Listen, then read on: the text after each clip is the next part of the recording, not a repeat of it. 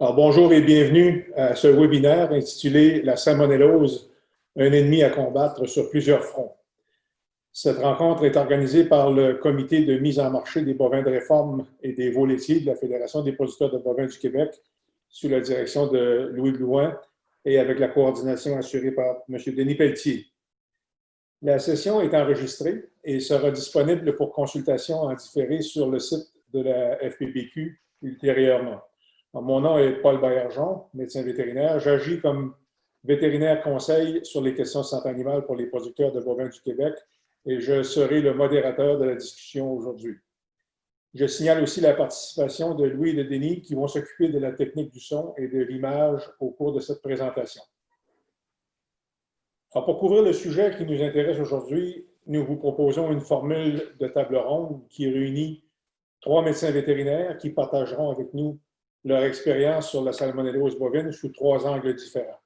D'abord, un professeur-chercheur de la Faculté de médecine vétérinaire pour ce qui est de l'enseignement et de la recherche, et 2 médecins vétérinaires praticiens pour l'impact de la salmonellose pour l'industrie et pour l'industrie laitière et l'industrie du veau lourd. Voilà.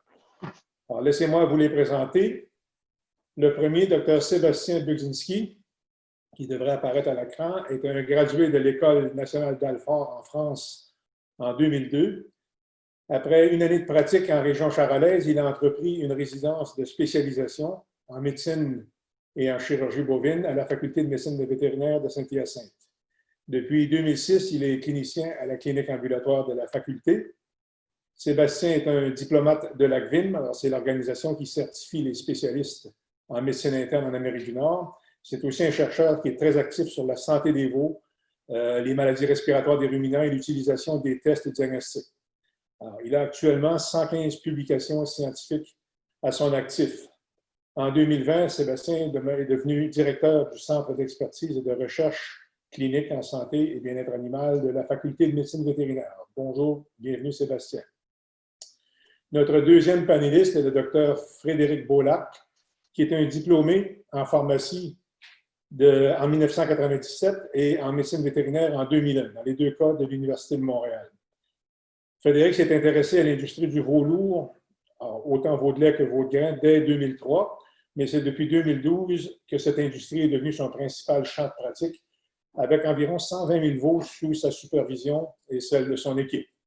Dr Beaulac, en 2015, a été le cofondateur avec 2 partenaires de la clinique vétérinaire Triple V, qui comprend maintenant une équipe de 12 vétérinaires offrant des services spécialisés en régie de la santé pour l'industrie du porc, de la volaille et des veaux lourds au Québec et dans l'Est de l'Ontario.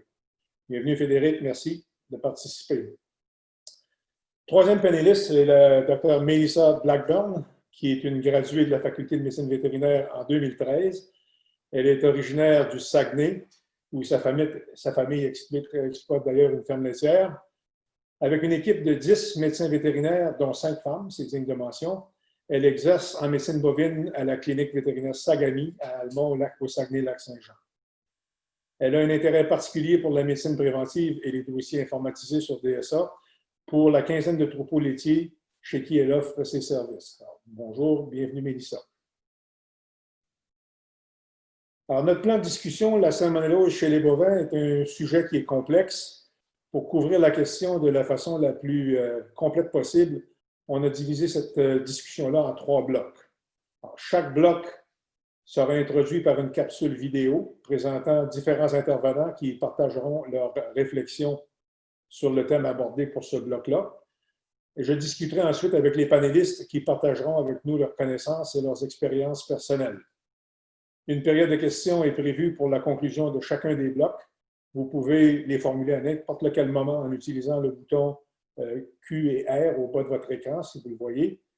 Si le temps ne permet pas de répondre à toutes les questions, sachez qu'on va trouver une façon, toutes les questions seront répondues pour l'enregistrement en différé ou par un autre moyen.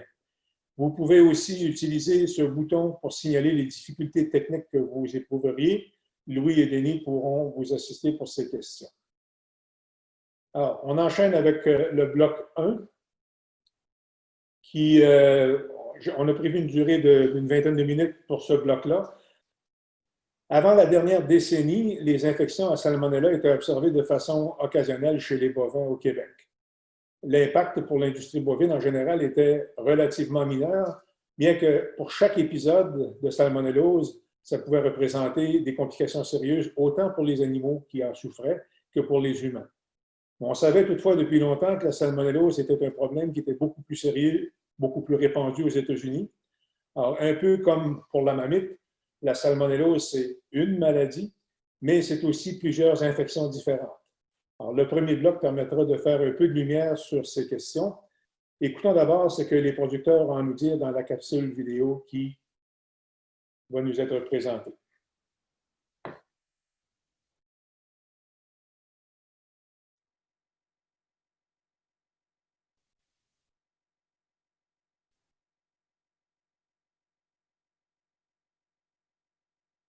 Moi, je suis propriétaire unique de ferme Caribou enregistrée qui se trouve à être située à Terrebonne dans la Nodière.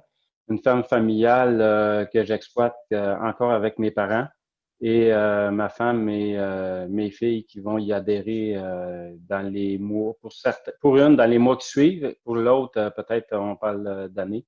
C'est un troupeau de 365 têtes hosting, 165 vaches en lactation. Nous, au niveau de l'entreprise, on a eu un défi qui nous a été lancé par la Dublin en 2017. On a reçu un appel du MAPAC nous disant que on avait eu une analyse faite sur un veau mâle mort de ses organes et ils ont décelé la salmonella Dublin. Ça a été comme un coup de masse dans le front. Après ça, ben, on s'est réveillé. On s'est dit, ben, on va passer à travers cette épreuve-là avec nos intervenants et avec tout le monde pour venir à bout d'être encore plus fort, mais en travaillant avec la Dublin tout le temps dans le troupeau. Bonjour, je m'appelle Pierre-Luc Nadeau. Je suis propriétaire avec mes parents d'une ferme de veaux de lait. Depuis plus de 40 ans, il se fait du veau de lait sur la ferme chez nous. Il y a 7 générations de Nadeau qui ont passé sur l'entreprise. On est situé à Saint-Isidore-en-Beauce et aussi on est producteur de céréales. Avec le lait salmonellose, si on fait la diffumurium, la Dublin, on a été impacté ici il y a quelques années. C'est des lourdes pertes qu'on a eu à assumer. Fait que oui, on y a goûté. Les problèmes liés à la salmonella, si on prend la typhimurium, c'est des diarrhées, des veaux qui, le matin, sont en pleine forme et le soir, on les retrouve pratiquement décédés. C'est ultra rapide. Il n'y a pas grand-chose qu'on peut faire pour les soigner. Les médicaments qui fonctionnent dans ce type de problème-là sont limités. Le temps de faire les analyses, le temps de faire tout ce qu'il faut, le nécessaire pour pouvoir être autorisé à utiliser les classes 1, fait en sorte que finalement les pertes sont importantes au niveau mortalité en tant que telle, mais aussi morbidité au cours de l'élevage. Donc, bonjour à tous. Luc Bergeron, médecin vétérinaire à la Direction de santé animale au ministère de la Culture, des Pêcheries et de l'Alimentation. Je suis responsable du réseau bovin, qui est un réseau de surveillance des maladies bovines. D'abord, depuis 2015, il y a un règlement sur la désignation des maladies contagieuses qui a été mis en place. Et dans ce règlement, la salmonellose est une maladie qui a été désignée. Qu'est-ce que ça veut dire? Ça veut dire que les directeurs de laboratoire doivent déclarer sans délai tous les résultats indiquant la présence de salmonella. Et donc, ça nous permet d'améliorer nos activités de surveillance. Maintenant, ce qui est important de mentionner, pour les producteurs et pour les vétérinaires praticiens, il n'y a pas d'obligation. C'est seulement lorsqu'un échantillon est soumis à un laboratoire et il sort positif pour salmonella, c'est le directeur de laboratoire qui a l'obligation de transférer en temps réel le résultat.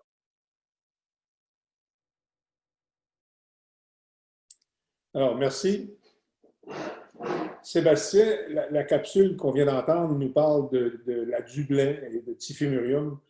Pourrais-tu nous expliquer un peu plus clairement la nature de la salmonellose chez les bovins et puis peut-être nous expliquer aussi pourquoi elle est devenue aussi ou plus importante au cours des dernières années? Merci, Paul, de la question. Donc, en fait, la salmonellose, on pourrait dire, comme ça a été présenté, les salmonelloses, parce que salmonelle, c'est finalement une famille de bactéries avec énormément de variabilité. Là. Rien que pour la salmonelle principale qui touche les bovins, qui est Enterica. Donc, on a plus de 2500 sérotypes différents, parmi lesquels on va retrouver notamment Typhimurium et Dublin. Donc, c'est vraiment quelque chose qui est on a beaucoup de formes de salmonelle, qui existent. Principalement, ce qu'on retrouve chez les bovins, donc il y a été question de la salmonella typhimurium. Donc, c'est une maladie qui va se traduire principalement par des signes de diarrhée. Et souvent, c'est un agent qui va avoir tendance à être invasif et qui va causer au niveau de l'intestin aussi donc, des pertes sanguines. Donc, c'est souvent une forme de diarrhée hémorragique. Puis la salmonelle, une de ses caractéristiques, puis peu importe les salmonelles, c'est sa tendance éventuellement à passer aussi dans la circulation sanguine. Donc, c'est ce qui fait qu'elle peut se retrouver aussi dans différents organes. Et donc, parfois aussi, donc, ce qu'on va voir, et ça peut déborder un petit peu des autres formes de salmonelle, c'est notamment en troupeau laitier, des avortements qui peuvent arriver, donc, surtout après la deuxième moitié de gestation. Donc, à la différence, Dublin, c'est un petit peu plus insidieux parce que Dublin, contrairement aux autres salmonelles, donc notamment Salmonella typhimurium, Dublin, c'est une salmonelle qu'on va dire qui est adaptée aux bovins, si on veut. C'est-à-dire qu'une fois qu'un bovin peut l'avoir et il peut rester porteur très, très longtemps. Et Dublin, en fait, le côté insidieux, c'est que l'excrétion, donc la capacité de détecter le bovin infecté, elle est pas évidente parce qu'il y a des périodes où est-ce que c'est très difficile à détecter. C'est un petit peu ce que ça peut représenter comme défi qu'on verra par la suite. Fait que Dublin, c'est vraiment un agent qui est problématique. Et pour rajouter à la complexité en fait, des salmonelles, que ce soit Typhimurium ou Dublin, puis c'est pas pour rien qu'il y a une prise en charge, notamment par le ministère de l'Agriculture, c'est que les salmonelles ont tous un potentiel de transmission à l'homme. C'est-à-dire qu'un animal qui est infecté, un animal qui excrète de la salmonelle, ben cette salmonelle, elle peut se créer donc, de la maladie, donc différents syndromes chez les humains. Donc c'est aussi quelque chose qui met en évidence l'importance de cette bactérie-là. Puis la dernière couche, si on veut rajouter une autre couche qui fait que c'est important, c'est qu'on s'aperçoit que les salmonelles, non seulement tout ce que j'ai dit avant est vrai, mais c'est qu'en plus, les salmonelles sont aussi des bactéries qui ont tendance à être haut risque de résistance aux antibiotiques. Et pas nécessairement juste à un antibiotique, c'est des résistances à plusieurs familles d'antibiotiques. Donc tout ça l'un dans l'autre, ça montre un peu l'importance de se préoccuper de ces maladies-là et aussi donc, le côté, non seulement en termes d'effets sur la production, mais effets potentiels sur la santé publique. Alors, merci Sébastien. Frédéric, les jeunes bovins, si on se fie à ce que Pierre-Luc Nadeau a donné comme témoignage, ont l'air d'être plus sévèrement touchés que les adultes. Est-ce que c'est l'expérience que vous avez au niveau des veaux lourds dans ta pratique? Et puis, comment est-ce que la maladie s'est présentée, finalement, au cours des dernières années dans les élevages que tu supervises? Peut-être nous renseigner là-dessus. Oui, merci Paul. Oui, en effet, chez les jeunes bovins, chez les veaux, c'est des maladies qui sont vraiment très dévastatrices.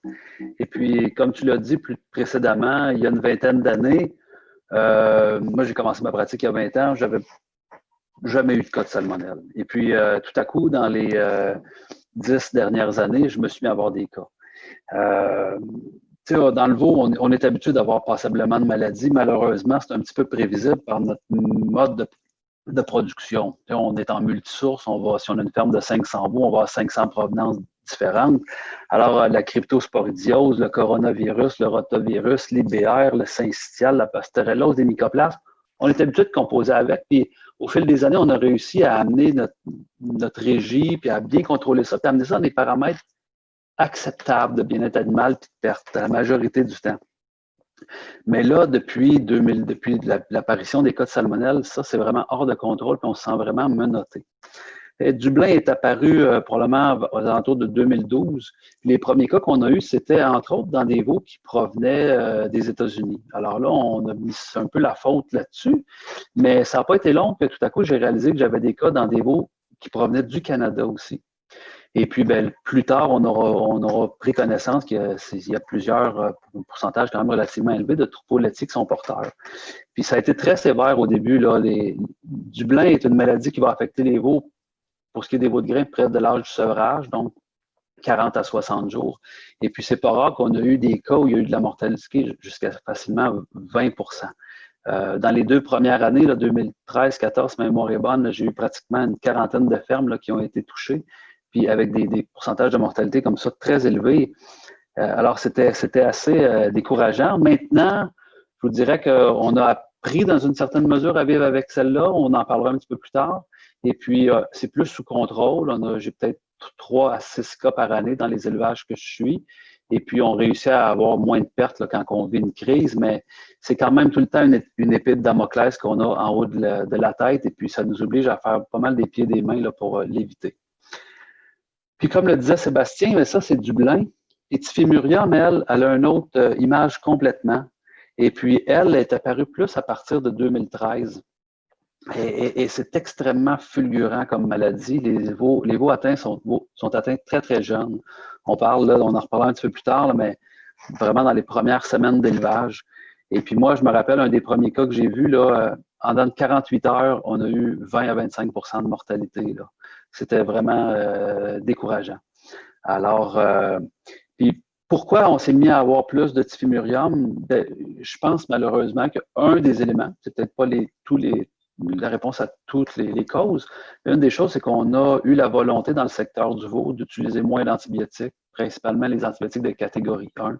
Fait que déjà en 2012-2013, on a commencé à réduire l'usage. Là, malheureusement, je pense qu'on a ouvert la porte à ces problématiques-là, qui étaient peut-être présentes avant, mais qu'on réussissait à étouffer autrement.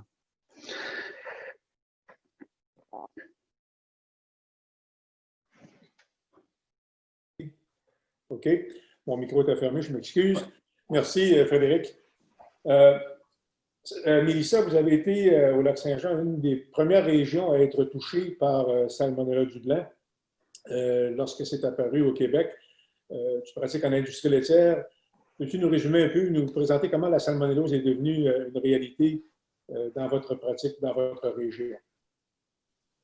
Oui, est-ce que vous m'entendez bien? Oui, c'est bon. OK. Nous, c'est arrivé, en fait, les premiers cas que moi j'ai diagnostiqués ou j'ai eu connaissance que c'était dans ma réalité de pratique, c'est en 2014. Donc, très jeune dans ma carrière, ça fait déjà quelques années. Comment ça s'est présenté? C'est surtout, c'était un producteur qui appelait parce que ses veaux étaient faibles. C'était pas un troupeau qui était suivi par un vétérinaire en particulier, donc plusieurs vétérinaires ont passé. Toujours sans réponse, sans succès de traitement, différents traitements utilisés. Un jour, c'est moi qui est allée, puis finalement, on a dit, là, après plusieurs tentatives, on va pousser le diagnostic. C'est là qu'on a eu la réponse qu'on avait du Salmonella Dublin. Ça nous a au début un peu surpris parce qu'on n'avait pas géré de cas comme ça avant.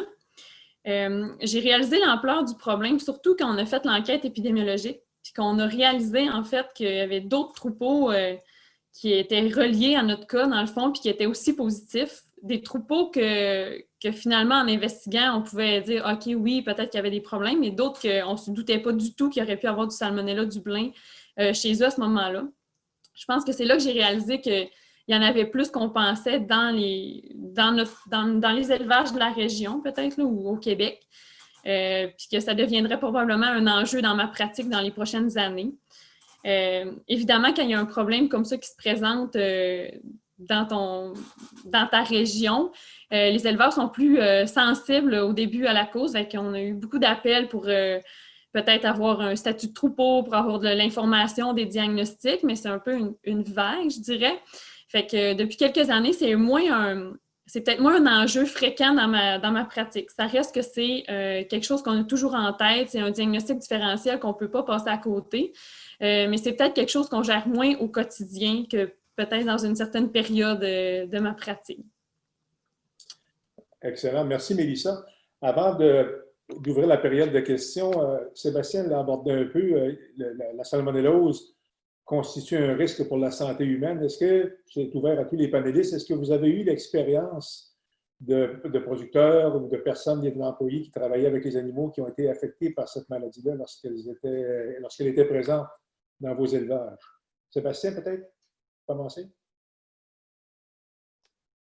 Moi, en fait, c'était indirectement quand j'étais pendant ma résidence que j'ai fait lorsque je travaillais donc à l'hôpital au CHUV, où on avait eu un animalier qui avait contracté la salmonelle suite à, finalement, on avait une vache contagieuse dans laquelle on avait sorti du typhimurium et qui avait été donc hospitalisée et sous fluide justement pour tout ce qui était de s'assurer de sa période de convalescence. Ça s'était bien terminé, mais c'était pour dire que ce n'est pas juste une vue de l'esprit, le côté impact santé publique. Frédéric, qu'est-ce qui est votre expérience chez vous autres? Vous en avez plus que les autres? Oui, ben, j'ai eu plusieurs dizaines de cas, autant de Salmonella Dublin que de Salmonella typhimurium au fil des dernières années. Puis, je peux vous dire que typhimurium, là, c'est extrêmement contagieux pour l'homme. Et ce n'est vraiment pas rare que quand j'ai une éclosion, une crise dans une ferme de veaux de graines de lait en démarrage, que je vais avoir des cas humains, souvent les enfants du producteur. Puis c'est vraiment une maladie qui tombe assez sévère chez l'humain aussi. Puis le fait que, comme l'expliquait Sébastien, qu'on a en plus des problèmes de résistance aux antibiotiques importants avec ces souches-là qui nous créent des problèmes, ben, elle se retrouve chez l'humain avec le même problème de résistance, là. Dublin est théoriquement contagieuse et puis j'ai une vétérinaire de notre équipe qui s'est vraiment contaminée par Dublin dans un cas d'ailleurs de vache laitière à l'époque. Et puis, pour ma part, j'ai constaté moins de cas humains dans les éclosions de Dublin au niveau des producteurs qu'avec typhimurium. Mais c'est possible. Excellent. Mais merci. Mélissa, vous autres, est-ce que vous avez vu des choses du côté humain chez vous? Pas dans des clients. C'est une de mes collègues vétérinaires, suite à des tests diagnostiques qu'elle a fait sur des veaux qui l'a attrapé aussi. OK, merci. Louis, est-ce qu'on a des questions avant de passer au prochain bloc? Donc, si vous souhaitez, vous pouvez écrire des questions dans la section questions et réponses là, au bas de l'écran. On peut attendre quelques instants le temps que vous rédigez vos questions. Pendant ce temps-là, moi, j'ajouterais peut-être que, dans le veau, la situation se démarque beaucoup de ce que Mélissa a décrit dans la vache laitière où c'est moins fréquent. Puis, il y a un élément important avec les salmonelles, c'est que c'est une maladie opportuniste. Quand la porte est grande ouverte, ben, elle peut beaucoup plus s'exprimer. Puis, chez le veau, avec le multisource, puis avec le fait qu'on a un système immunitaire vraiment pas compétent chez ces jeunes animaux-là, la porte est beaucoup plus facilement ouverte, là. Excellent. Oui, j'ai une question. De quelle façon peut-on détecter la salmonelle? Bon, ben, écoute, ça ouvre la porte au prochain bloc parce que c'est exactement ce que le prochain bloc cherchera à faire. Donc, merci pour l'enchaînement. S'il n'y a pas d'autres questions, je pense qu'on va passer au prochain bloc tout de suite. Donc, on vient de voir que la salmonellose peut être causée par différentes bactéries d'une même famille, de la famille de Salmonella. L'infection peut certainement causer une maladie sévère. Je pense que les panélistes l'ont bien décrit. Même la mort dans certains cas, mais elle peut aussi être présente de façon asymptomatique par des animaux porteurs. Ça pose une question, comment est-ce qu'on peut détecter? C'est ce que l'auditrice nous demandait de préciser. Dans le prochain segment, on va s'intéresser à la manifestation de la maladie. Est-ce qu'il y a des signes qui sont typiques de l'infection dans un troupeau qui peuvent suggérer sa présence? Comment réagir s'il y a un doute? Et puis, on va commencer comme avec l'autre segment, on va commencer par une capsule vidéo qui va mettre à la table pour le prochain bloc de discussion.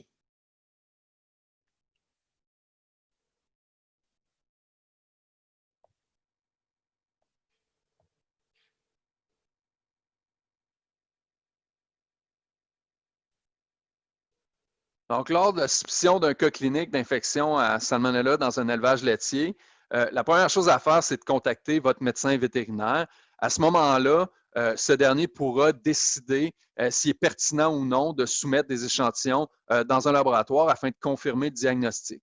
Un autre élément, c'est que le médecin vétérinaire praticien peut toujours contacter le réseau bovin pour un soutien au diagnostic. Donc, il y a un programme qui existe au MAPAC concernant les infections à Salmonella Dublin, mais on s'entend que lorsque vous avez une suspicion d'infection à Salmonella Dublin, ça se peut que ce soit une autre salmonelle. Dans certains cas, les signes cliniques peuvent se ressembler, pas dans tous les cas. Et donc, ça peut être intéressant d'obtenir une gratuité d'analyse pour faire cette surveillance. Et au MAPAC, ça nous permet d'améliorer la surveillance et de permettre une détection plus facile des cas d'infection à Salmonella. Donc, lorsqu'un cas est confirmé, donc un cas d'infection à Salmonella dans un élevage laitier, il y a un suivi qui est mis en place par le MAPAC. En réalité, le suivi est mis en place par le vétérinaire praticien et donc, c'est à ce dernier qu'incombe la responsabilité de transférer les recommandations. Les recommandations, ils visent à quoi? D'abord, à prévenir l'introduction de la maladie dans l'élevage. On s'entend que dans ce cas-ci, la maladie a déjà été introduite, mais les recommandations, ce qu'ils visent, c'est pour une future introduction. Donc, on a déjà eu le problème une fois, on ne veut pas que ça se reproduise dans le futur. Ensuite de ça, des recommandations qui visent à contrôler la maladie au sein de l'élevage. Donc, différentes pratiques de régie, pratiques de biosécurité qui vont permettre de diminuer la pression d'infection et d'augmenter l'immunité des animaux. Aussi, de prévenir la transmission de la maladie à d'autres élevages. Donc, en bon citoyen corporatif, on veut s'assurer de mettre en place des mesures qui vont éviter que d'autres éleveurs vivent la même situation qu'on vit. Donc, principalement, des pratiques de biosécurité, les mesures de biosécurité qui s'appliquent surtout aux visiteurs à la ferme. La maladie a été décelée suite à certains problèmes qu'on avait dans le troupeau, surtout des problèmes respiratoires au niveau des jeunes veaux. On avait quand même beaucoup de mortalité. Les intervenants semblaient nous dire qu'on avait trop d'animaux dans l'espace, manque d'air, tous des petits problèmes de régie qu'on s'est rendu compte par après, mais qu'on a corrigé avec le temps. Mais principalement, c'était des problèmes respiratoires qu'on avait chez les veaux qui nous a amené à faire différents tests, qui nous a apporté à comprendre qu'on avait la Dublin. À la suite de ça, ben, on a mis plusieurs choses en place pour travailler contre cette maladie-là. Au niveau de l'impact sur l'entreprise, la performance, pendant les salmonelles, c'est sûr et certain que quand tu as un cas positif et que ça se propage à l'ensemble de la production, chez nous, l'impact, ça a été de mortalité de 30 %. Sur une ferme de 800 têtes, 30 % je ne vous laisse même pas imaginer combien que ça fait de têtes que je sortais par jour de veaux morts. Au niveau de la morbidité, entre 10 et 15 %. Fait que si on fait le calcul de tout ça, tu as la moitié de la salle la moitié de ton étable qui viennent finalement d'être scrappée due à une maladie qui est rentrée, qu'on n'a aucun pouvoir. Finalement, elle est rentrée par des veaux qu'on a achetés. Fait que ça a été catastrophique. Chez nous, c'est des pertes d'environ 600 000 $. Ben, les meilleures ressources à cette époque-là, ben, on travaillait avec différentes cliniques vétérinaires. On a travaillé avec la clinique locale. On a travaillé avec des cliniques, 2 autres cliniques qui sont spécialisées dans le veau. Ça a été des ressources excellentes.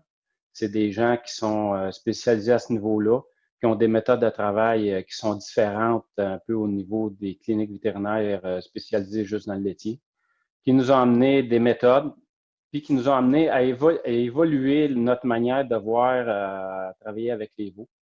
Et puis, tous les autres intervenants, ce qui est au niveau de Valacta, toutes les compagnies ont été sollicitées pour participer, à nous aider, à nous amener des solutions. On a écouté tous les intervenants dans le milieu qui avaient des solutions. On a recours à un vétérinaire qui nous accompagne dans le processus, qui nous donne des conseils pour essayer le plus possible de limiter la propagation, de soigner, mais il n'y a pas 56 000 ressources là, pour soigner la Dublin. Ce n'est pas une maladie qui se soigne, c'est une maladie qui se prévient plus que d'autres choses.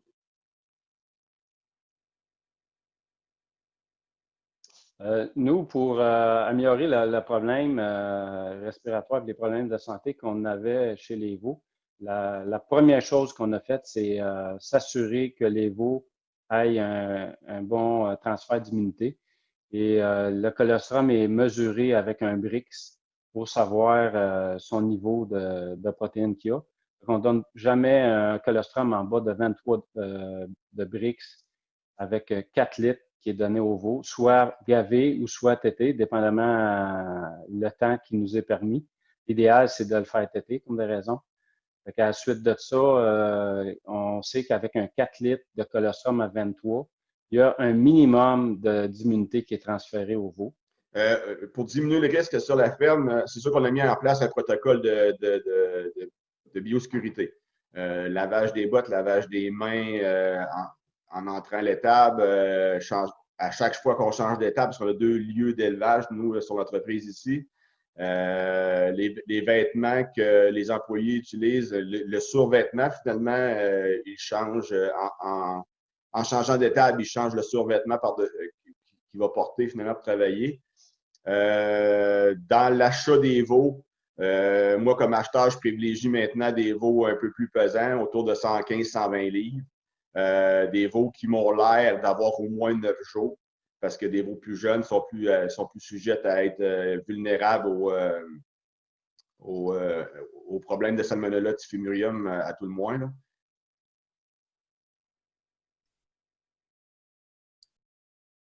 Alors, de retour au groupe, écoutez, la première question qui me vient à l'esprit, après avoir entendu les témoignages des capsules, c'est l'expérience Salmonella semble être différente selon le type de production. Alors, quels sont les signes qui devraient attirer l'attention pour investiguer, pour lancer une investigation plus approfondie sur la présence de l'infection dans un élevage? Sébastien, peut-être tu peux nous renseigner là-dessus. Donc, en fait, effectivement, il y a différents types de signes qui peuvent nous indiquer la possibilité d'implication d'une salmonelle. Si on regarde typiquement pour Salmonella typhimurium, en général, ça va être des symptômes principalement digestifs, donc de la forte diarrhée avec, comme on le disait précédemment, il peut y avoir un petit peu de sang dedans, puis une diarrhée aussi avec beaucoup qui sent assez mauvais. Et souvent, donc aussi, c'est une bactérie qui va qui a tendance à rentrer dans la circulation sanguine, qui va rendre l'animal très malade, donc vraiment un animal très abattu qui va avoir tendance aussi à se déshydrater. Puis ça, on peut aussi le rencontrer même chez des vaches adultes. Par exemple, souvent, Frédéric mentionnait la présence d'un stress ou d'un facteur de risque qui va favoriser donc le débalancement un petit peu du passage d'un état en santé à un état donc, où l'animal va présenter la maladie. Donc, c'est ce qu'on observe des fois s'il y a eu, par exemple, suite à un vêlage difficile ou un facteur de stress spécifique. Il faut y penser donc aussi donc, lorsqu'on a des problèmes de diarrhée de ce type-là chez les veaux aussi, et qu'on a aussi fait les investigations pour les autres agents pathogènes qu'on peut retrouver. Comme je le disais, il peut y avoir aussi dans certains cas des avortements. En général, quand il y a des avortements, contrairement à beaucoup d'autres types d'avortements, la vache aussi, elle est malade et c'est à cause de ça un peu qu'elle avorte. Donc, ce n'est pas une vache qui va juste avorter sans aucun signe associé. Puis ça, c'est vraiment donc Typhimurium, surtout des signes digestifs. Puis après, quand on passe à du Dublin, c'est là qu'on a un peu toutes les panoplies de signes qui sont beaucoup moins, si on veut dire, spécifiques. Ça peut aller, comme c'était mentionné, à une augmentation de la mortalité chez des génisses de remplacement, où donc ce n'est pas nécessairement facile de savoir s'il n'y a pas de signe vraiment typique de s'orienter, mais ça doit être quelque chose qui doit nous mettre la puce à l'oreille. Des fois, des problèmes un peu de santé suboptimale, des problèmes respiratoires qu'on n'explique pas trop ou qu'on n'est pas capable d'associer à des agents un peu plus communs de pneumonie. Puis, ce qu'il faut toujours regarder, c'est, comme ça a été mentionné à plusieurs fois, c'est vraiment est-ce qu'il y a des facteurs aussi de stress, des facteurs de risque au niveau de problèmes qui pourraient avoir fait que le système immunitaire étant moins fort, donc il va pouvoir laisser la place à l'expression de ces signes-là. Et c'est sûr que sur une ferme qui est pour la Salmonella Dublin, il faut que aussi à un moment donné, il y ait eu soit un achat ou un animal porteur qui soit rentré dans la ferme pour l'expliquer. Mais souvent, comme on va le voir plus tard, les porteurs, il n'y a pas écrit sur leur face qu'ils sont porteurs de salmonelle. Donc, malheureusement, si là, en plus, il y a des facteurs qui font que il y a du stress, etc., sur un groupe d'animaux, et notamment les petits veaux, ça peut devenir explosif, si on veut. dans les cas où les signes digestifs sont présents, est-ce que la température rectale peut être orientée ou Souvent. réfléchir plus? Je pense que la température peut avoir un élément important de la décision. Souvent, effectivement, comme c'est une bactérie qui va rentrer dans la circulation sanguine, elle génère une grosse réponse fiévreuse. Donc, c'est des animaux qui sont vraiment malades. Ils sont pas juste, ils ont de la diarrhée, mais ils vont bien. En général, ils font 40 et plus de fièvre, puis vraiment abattus. Là. Ils ont les oreilles qui tombent et ils sont vraiment maganés. Donc, ça aussi. Puis même chez la vache adulte qui a de la salmonelle, la température aussi a tendance à être augmentée. C'est sûr qu'après ça, s'ils sont en phase terminale de la maladie, où il y a beaucoup de déshydratation, mais là, la température, elle peut redevenir plus basse, mais c'est juste parce que l'animal est malheureusement en train d'approcher de la fin. Frédéric, dans le volo, vous autres, vous avez l'embarras du choix pour les symptômes, de façon que je comprends le témoignage de Pierre-Luc. Qu'est-ce qui va attirer l'attention des producteurs vers cette possibilité-là? Oui, d'abord un petit test de micro. Est-ce que vous m'entendez bien? C'est mieux, là, oui. C'est mieux? Parfait. Alors oui, en effet, là, je pense qu'un des signes vraiment cardinal de la salmonelle, c'est la mortalité. Ça, là, malheureusement, salmonelle, c'est vraiment une tueuse. Puis là, dépendamment si on a affaire à Typhimurium ou dépendamment si on a affaire à Dublin, ce qu'on s'attend à voir va être un petit peu différent. Je commence par Dublin, disons. Dublin, là, moi, quand je l'explique à mes clients, je dis que c'est un caméléon, Dublin. Dublin, là, elle n'a pas tendance à faire une diarrhée pour débuter, comme Typhimurium, puis ensuite passer dans le sang de l'animal. C'est l'inverse. Elle va commencer déjà à l'intérieur de l'animal, puis là, elle peut aller infecter n'importe quel organe vital. Elle peut aller infecter les poumons, l'animal va pomper un peu. Elle peut aller infecter les intestins, l'animal va avoir une petite diarrhée. Elle peut aller infecter des organes importants comme le cœur, le foie, les reins. Et là, l'animal va vraiment mal filer puis dépérir, et est en grosse fièvre. Elle peut aller infecter les méninges, l'animal va faire une méningite. Alors, c'est un caméléon. Puis, c'est une maladie qui est plus insidieuse parce que l'excrétion du microbe dans l'environnement est moins grande que pour Typhimurium, fait qu'elle se propage moins vite que Typhimurium. Fait que c'est un début souvent plus lent. À un moment donné, ça va atteindre des proportions où si on la laisse aller, ça va devenir vraiment épidémique, mais au tout début, là, c'est quelques cas ici et là.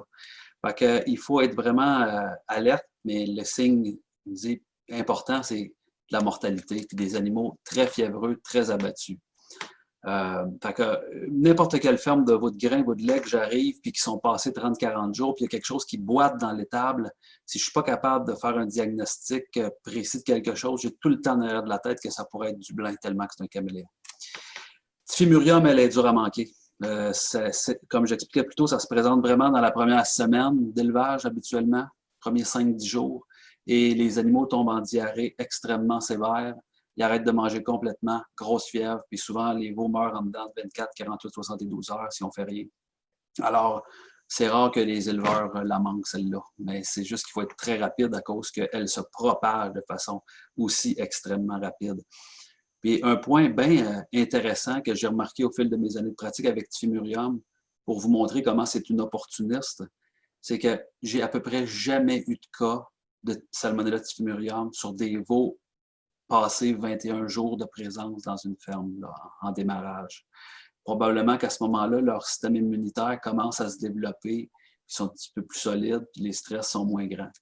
Fait que c'est quelque chose de vraiment particulier. Puis l'autre point, c'est que des fois, on a des cas humains aussi. Quand les humains attrapent la diarrhée, ça m'aide à penser que c'est peut-être Typhimurium qui est en cause.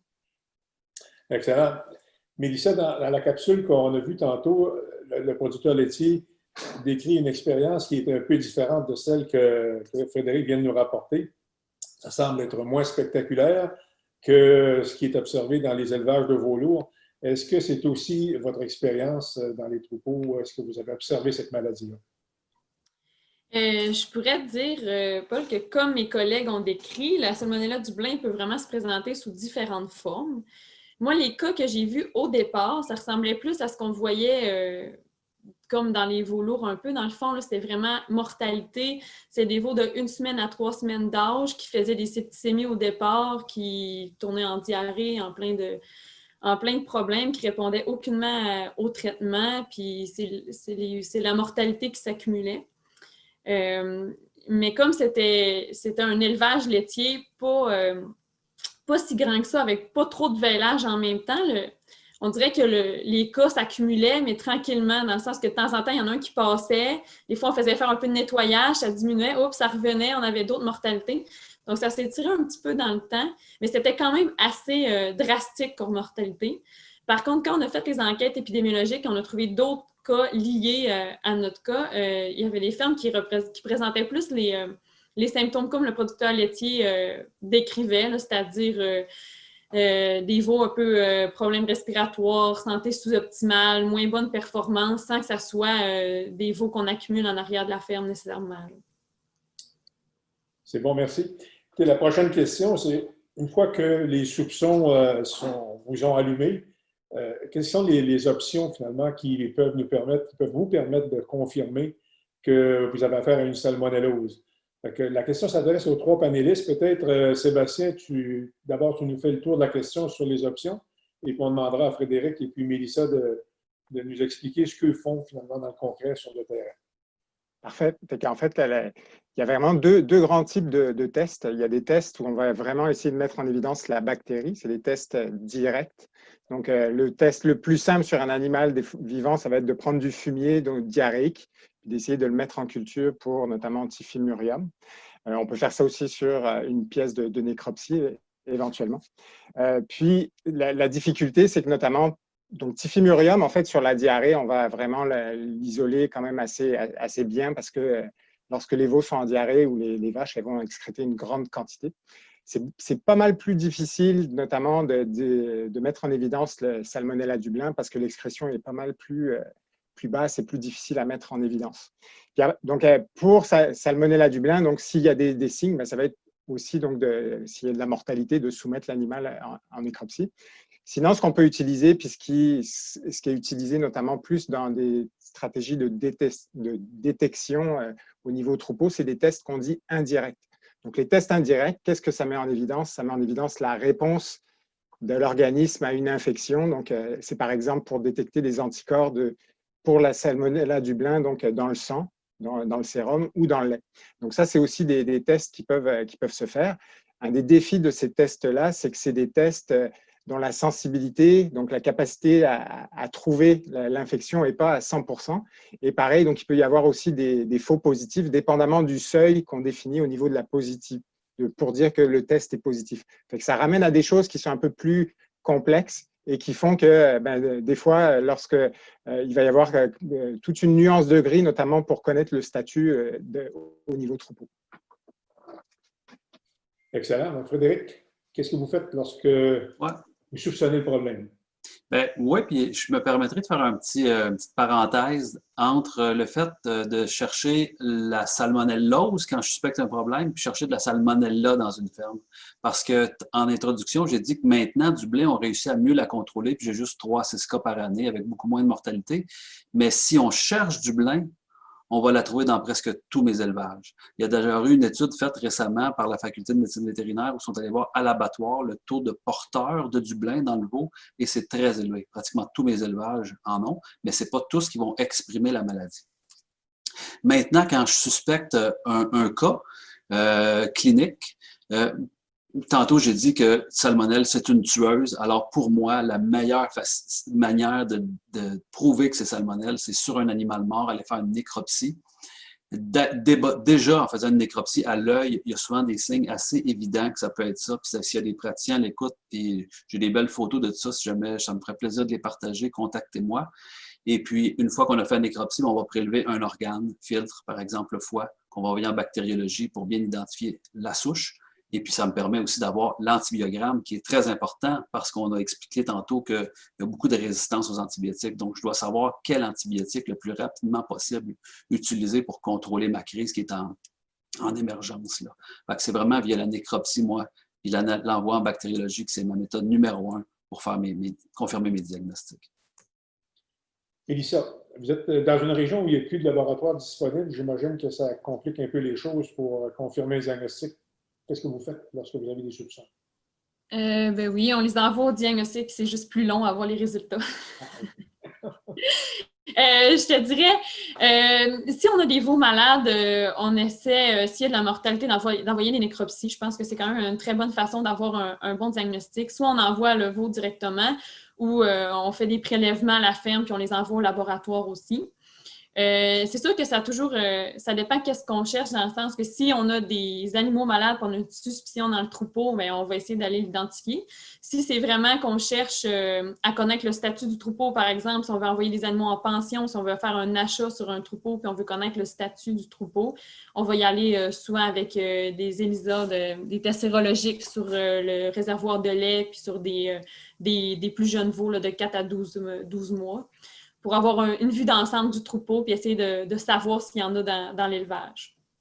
En dernier recours, si on ne peut pas savoir le statut du troupeau ou que l'éleveur n'est pas d'accord, dans le fond, on peut faire des tests sur l'animal, des tests sérologiques, mais je sais que c'est moins sensible. Puis si, dans le fond, il faut avoir 2 tests à 30 jours d'intervalle. Si jamais votre animal est en contact avec d'autres animaux, il risque de se recontaminer, les transports quand il arrive à la ferme aussi. Donc, ça, c'est moins préconisé.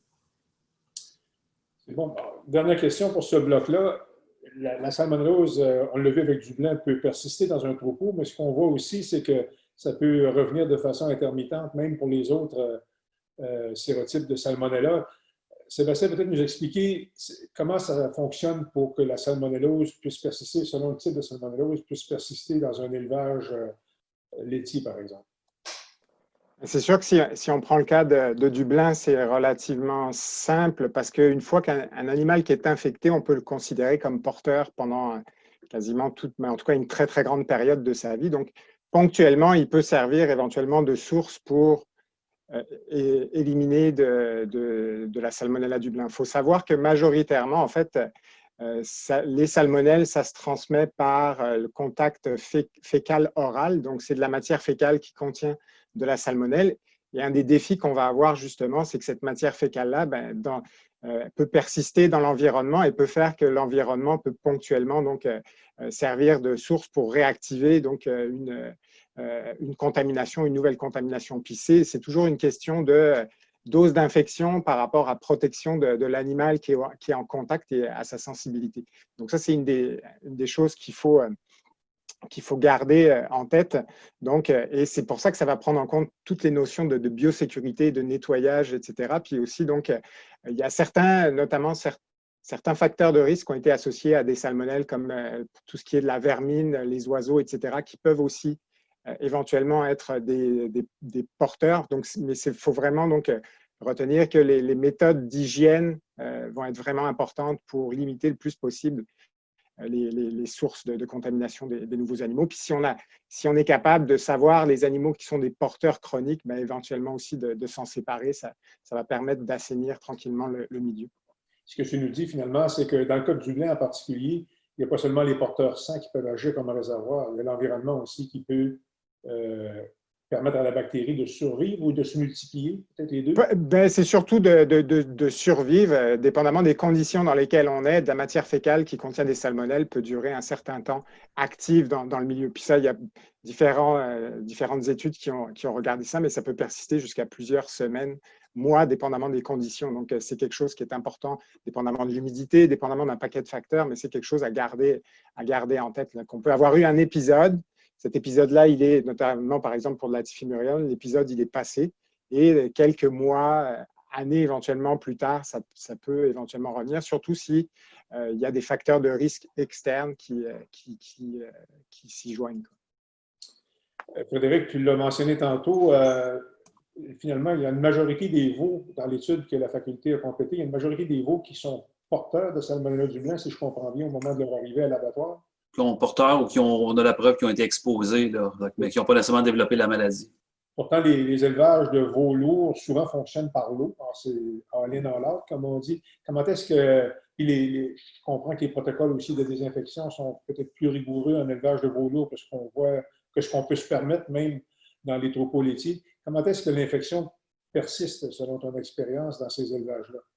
Oui, bien, selon mon expérience, j'ai la chance d'avoir quelques élevages où il y a vraiment de la rotation sur le même site. C'est-à-dire qu'il y a une pouponnière où on démarre des veaux, puis juste le bâtiment adjacent, c'est une finition où on les finit. Puis ça tourne, à chaque mois, 2 mois, on rentre des nouveaux animaux. Puis la majorité de mes clients, c'est l'inverse. C'est vraiment, comme tu le décrivais, pas en tout plein, tout vide. On vide complètement le bâtiment, puis on le remplit avec des nouveaux animaux. Puis mon expérience, c'est qu'en vidant complètement le bâtiment, suite à un lot, par exemple, où il y a eu une crise puis de l'excrétion en masse de salmonelle dans l'environnement, on réussit à remettre le compteur de microbisme assez bas pour pas qu'il y ait une nouvelle éclosion tout de suite en rentrant des nouveaux animaux dans ce bâtiment-là. Et moi, selon mon expérience, c'est beaucoup plus lié à l'introduction d'animaux porteurs, excréteurs, qui, à un moment donné, débalancent l'équilibre là, entre le microbisme très élevé puis le système immunitaire des veaux bas. Si je monte le microbisme, bien, à un moment donné, j'ai trop d'animaux porteurs, ça va balancer puis je vais tomber en situation de crise sanitaire. Fait que moi, selon mon expérience, c'est plus ça. Parce que chez les élevages en rotation, là, on ne réussit pas à contrôler le microbisme sur le site. Puis là, souvent, les nouveaux animaux qui arrivent, automatiquement, ils se recontaminent.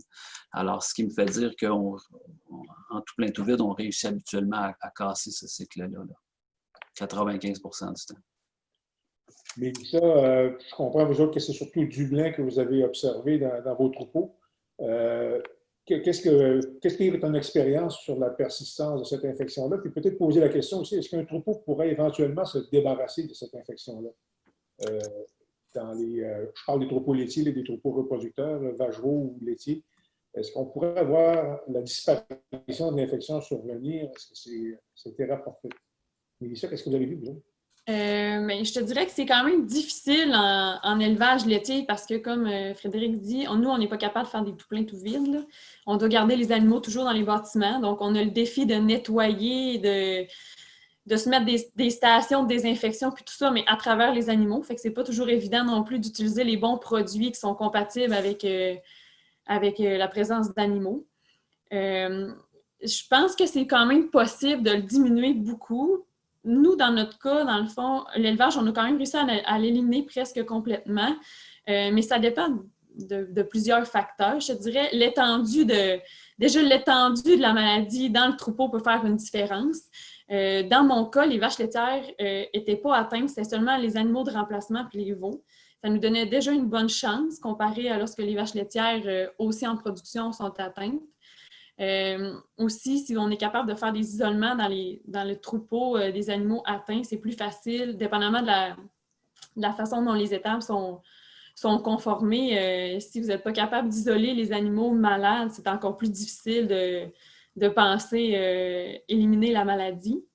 J'ai eu aussi un défi. Le troupeau avec lequel j'ai eu un épisode de Salmonella Dublin avait investi beaucoup dans les dernières années sur des embryons puis de la génétique. Fait que quand les animaux sont positifs puis que c'est des bons embryons de bonne valeur, c'est difficile de... quand ils n'ont pas de signe clinique, mettons, qu'ils sont porteurs asymptomatiques, c'est difficile de les convaincre d'éliminer les animaux tranquillement. Donc, ça peut être un défi aussi de dire que c'est des bons animaux, c'est à relève. On a eu évidemment, un trou de vêlage 2 ans plus tard parce qu'on avait perdu beaucoup d'animaux puis on devait en éliminer.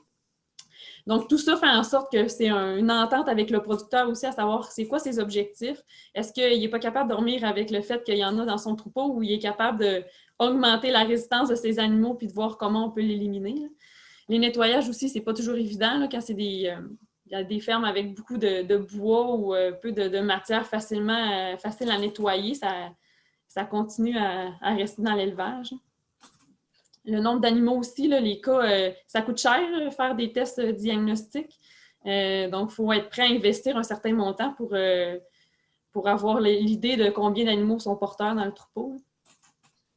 Merci. Louis, je vois qu'on a plusieurs questions. C'est un segment qui a soulevé de l'intérêt. Est-ce que tu peux nous en formuler quelques-unes pour les panélistes, peut-être? Oui, effectivement. Là, on a eu beaucoup de questions. J'en ai une première qui concerne la contamination des humains. Ça revient, donc, est-ce qu'on peut penser qu'il y a plus de contamination des humains avec Typhimurium qu'avec Dublin? Car le contact avec la source de contamination, diarrhée avec Typhimurium, est plus facile dans le cas d'une diarrhée par rapport au tissu contaminant issu d'un bovin infecté par Dublin. Moi, je pense que c'est tout à fait réaliste comme hypothèse. Là. Puis c'est ce qu'on voit en ferme d'ailleurs. Typhimurium se propage comme une traînée de poudre, alors que Dublin, moins de microbes, même à l'intérieur de l'espèce bovine, va se propager un petit peu plus lentement. Fait que ça fait bien du sens comme réponse. Excellent. Autre chose à ajouter? Non? On peut passer à la deuxième question, Louis? J'ai une autre question, c'est est-ce que les salmonelloses peuvent avoir un effet sur les carcasses de veau lourds? Frédéric? Bien, en fait, oui, ça peut avoir un certain risque parce que si on a des porteurs de salmonelle qui se ramassent avec une salmonelle vivante à l'intérieur, par exemple, de ces ganglions lymphatiques, puis qui se rend jusqu'à l'abattoir, l'animal rendu là, il y a un danger potentiel de transmission de cette zoonose-là par la chaîne alimentaire.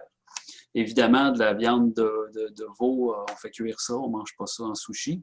Fait que le risque est beaucoup moins grand, mais c'est un risque. Puis c'est pour ça que c'est important d'en discuter et de prévenir cette maladie-là parce qu'elle a un potentiel zoonotique. Alors, prochaine question, Louis?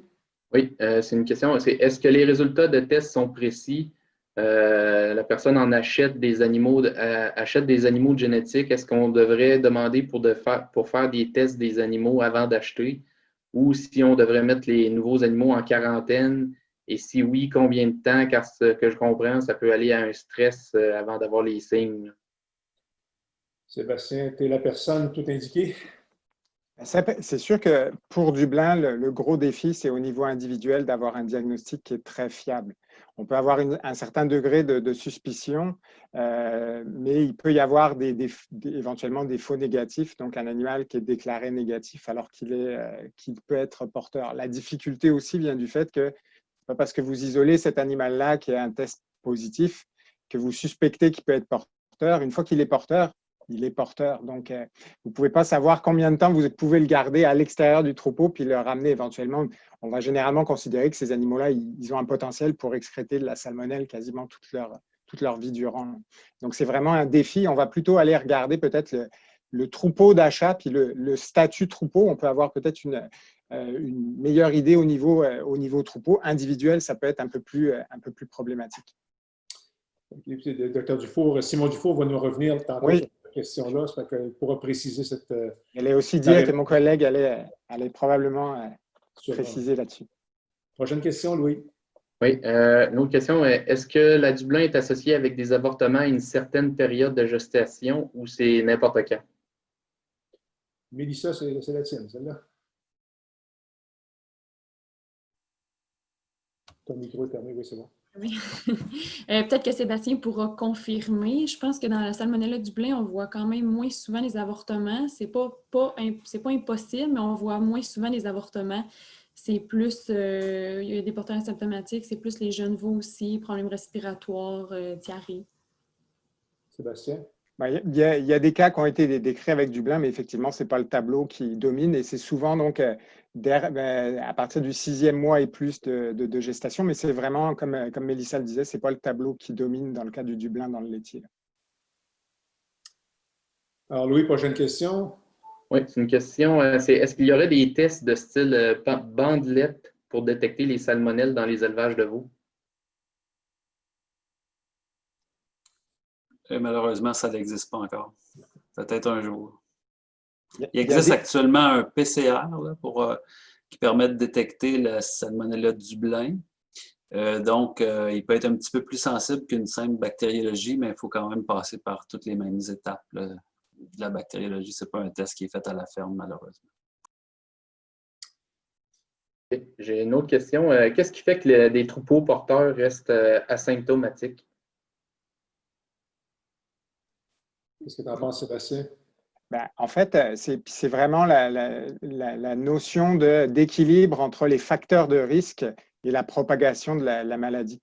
La Salmonella Dublin a été connue dans les années 80 en Californie pour affecter beaucoup les troupeaux, puis des troupeaux qui sont toujours en activité et qui ont parmi eux des porteurs. Mais c'est juste ce qui avait été mentionné dans la première capsule aussi, si on est capable de à la fois améliorer la biosécurité, mais aussi de renforcer le système immunitaire, d'améliorer finalement l'immunité puis la vitalité des animaux qui sont potentiellement atteints. Mais on peut vivre avec un troupeau qui peut avoir quelques porteurs en son sein, mais qui va vraiment maximiser finalement l'immunité puis donc la vitalité de ces animaux.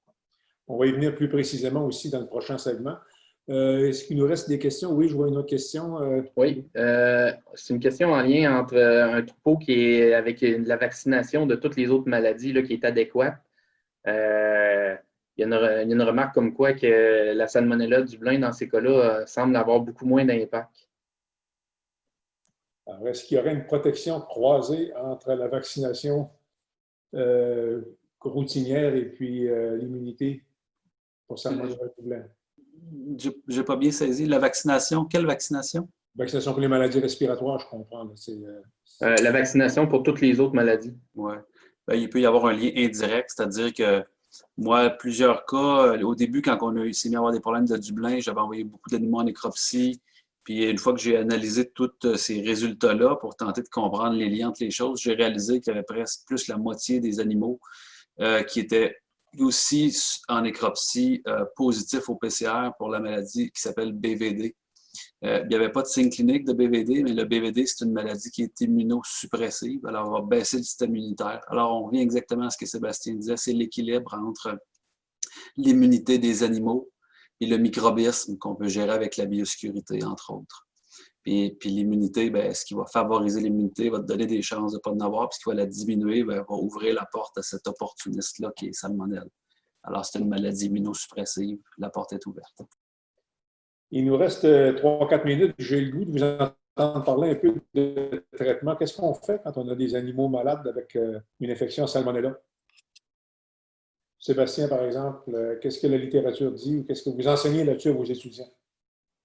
La première chose, ça dépend un petit peu des manifestations. C'est sûr que pour du typhimurium, ça va être la salmonellose qui donne principalement de la diarrhée, puis de la déshydratation et de la fièvre. C'est d'essayer de combattre donc, la déshydratation par un traitement donc, de réhydratation. Donc, soit si le veau est capable de boire encore directement, il est donné par la gueule, sinon ça va être de lui donner des fluides dans la veine pour pouvoir donc compenser ses pertes. Puis c'est sûr que c'est une bactérie qui a tendance à se multiplier très rapidement dans l'organisme. Donc, il faut aussi combiner ça à un traitement antibiotique et anti-inflammatoire pour baisser un petit peu la fièvre et les effets pervers de l'inflammation qui est générée par cette infection-là. Ça, c'est les trois bases de notre traitement. Puis pour de la salmonella Dublin, c'est sûr que, dépendamment de la manifestation, encore une fois, ça va passer, donc lorsqu'il y a des manifestations cliniques, par un traitement antibiotique qui est adapté. C'est un peu les bases du traitement. Pierre-Luc nous disait, Sébastien, Mélissa, Pierre-Luc nous disait que la salmonella Dublin, ou la salmonellose en général, ce n'est pas une maladie qui se traite, c'est une maladie qui se prévient. Est-ce que c'est votre expérience aussi? Il me vole pas mal ma réponse. En fait, j'ai exactement la même que lui. Les traitements individuels sur un animal malade sont très décevants. La réponse au traitement est très mauvaise. Et j'aurais des anecdotes à vous conter à cet égard-là, mais je me rappelle d'un cas, entre autres, où l'éleveur était très bon à traiter ses malades, mais il ne faisait pas grand-chose d'autre en prévention. Fait qu'au lieu d'avoir 20 % de mortalité, il y a 20 % de réforme de malades chroniques qui ne réussissaient pas à se rendre à l'abattoir. Alors, c'est quasiment tout ou rien avec la salmonelle. Souvent, les animaux meurent. Donc, l'importance de travailler en prévention. Malheureusement, contre Typhimurium, ça se présente tellement rapidement le problème que je suis vraiment menotté. Le problème arrive 5-7 jours après l'entrée. Je ne suis pas capable d'appliquer des vaccins ou d'appliquer beaucoup de prévention. On en fait quand même, les bonnes régies habituelles, bonne hydratation préventive des veaux. Et on va travailler avec certains probiotiques ou prébiotiques, entre autres de la poudre d'œuf de poule hyper-immunisée contre Salmonella qu'on va ajouter dans l'alimentation des veaux comme une certaine protection d'anticorps au niveau intestinal. Ça a malheureusement ses limites. Pour Dublin, là où on a réussi en tout cas, selon mon expérience, réussi à prendre le contrôle sur la maladie, c'est que maintenant, 95 % de mes élevages et de mes éleveurs vaccinent avec un vaccin qui est destiné au porc, normalement, pour un autre type de salmonelle chez le porc. C'est un vaccin qu'on donne de façon orale, qui est vivant, et il amène une protection croisée contre Salmonella Dublin. Puis moi, je pense que ça a eu un grand impact sur la diminution de la prévalence des cas cliniques que j'ai dans le veau depuis quelques années. Parce que je le vois, c'est pas rare que si j'ai un cas dans une ferme, lorsque je fais mon enquête épidémiologique en arrivant sur la ferme, pratiquement 2 fois sur 3, je réalise qu'il y a eu un problème avec l'application du vaccin dans cette ferme-là.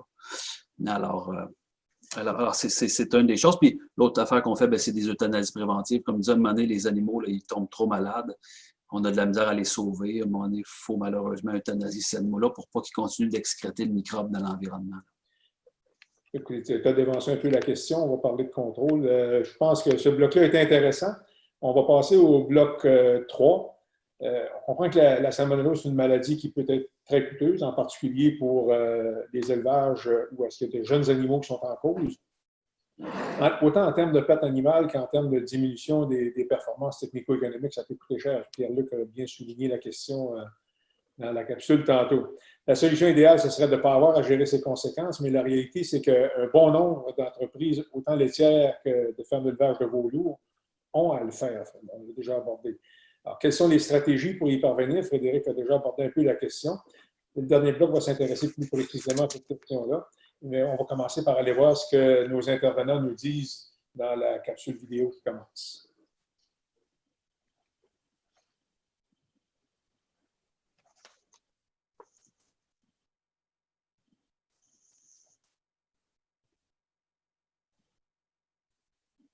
Bon, le message le plus important, je pense, à comprendre de suite, nous autres, à la Dublin, pour mes collègues producteurs, c'est vraiment travailler le transfert d'immunité des veaux. C'est là qui est la clé. C'est transmettre aux veaux un colostrum de qualité. Puis pour avoir un colostrum de qualité, ça prend une ration de vache-tarie hors pair. Fait qu'avec ces deux éléments-là, on ne règle pas juste la Dublin, on règle beaucoup de problèmes au niveau des veaux. On peut difficilement valider le fait d'avoir eu le colostrum, mais bon, moi, personnellement, si j'étais capable de le valider, d'avoir un outil qui me permettrait de le savoir, c'est sûr que je privilégierais des veaux qui ont eu le colostrum adéquatement, des veaux qui seraient plus en forme, plus susceptibles d'être résistants à diverses maladies, parce qu'il n'y a pas juste ces salmonelles-là qu'on a à gérer dans l'entreprise aussi, là, mais ouais, des veaux qui sont le plus en forme possible, finalement. Envoyer les animaux à l'encan à un âge acceptable, puis là, la réglementation est à 9 jours. Si vous voulez les garder jusqu'à 14, c'est encore mieux pour nous comme éleveurs.